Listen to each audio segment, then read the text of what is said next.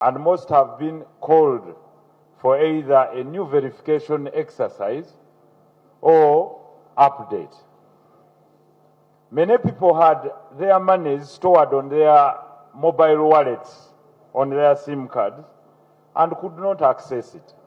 As we speak, we have over 700,000 Ugandans and more who are living abroad that may not have access to these services, but have been using their functional SIM lines for either carrying out remittances at home or storage of their money on their mobile wallets, what we call the mobile money wallet. Now, recently, many have got communication of disruption in service to the effect that their SIM cards are no longer fully functional, and mainly to communication and operation of the mobile money wallets. Now, some were at the period where they were supposed to remit monies for school fees for their children, and others for their own operational businesses.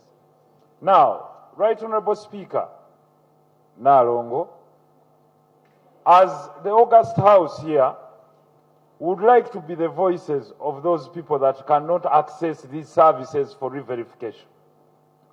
That is one. Some are in the diaspora, but others are also here. The second issue is that those that have even gone back for re-verification have not found their monies on their mobile money wallets after re-verification.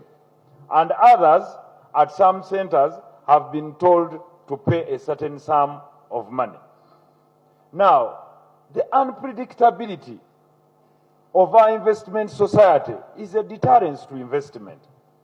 People should be able to know when they ought to either update their SIM card registration or re-verify.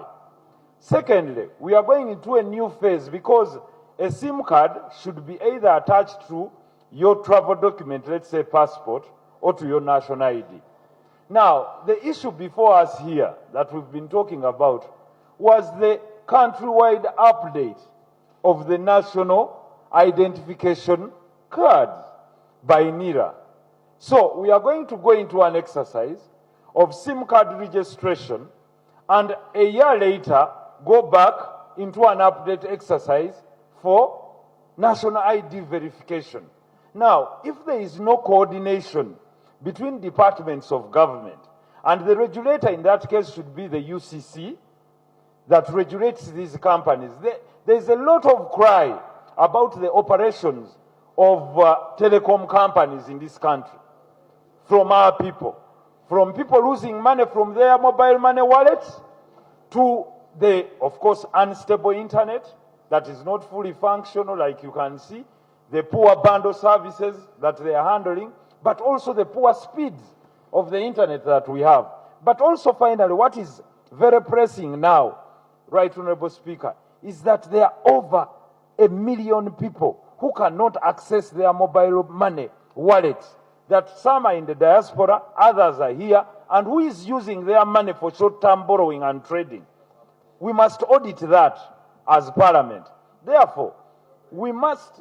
What's your prayer? My prayer, Right Honorable Speaker, is that the Minister in charge of my ICT, my good friend, the Honorable Dr. Chris Bariomus, comes here and informs the country as to why his government thinks you're doing a favor to the people to be on the telecom platforms, and why there is this disruption year after year and uncoordinated movement in the way you operate.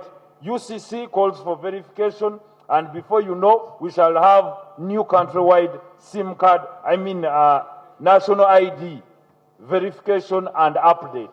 So how many times shall we be moving hence and forth?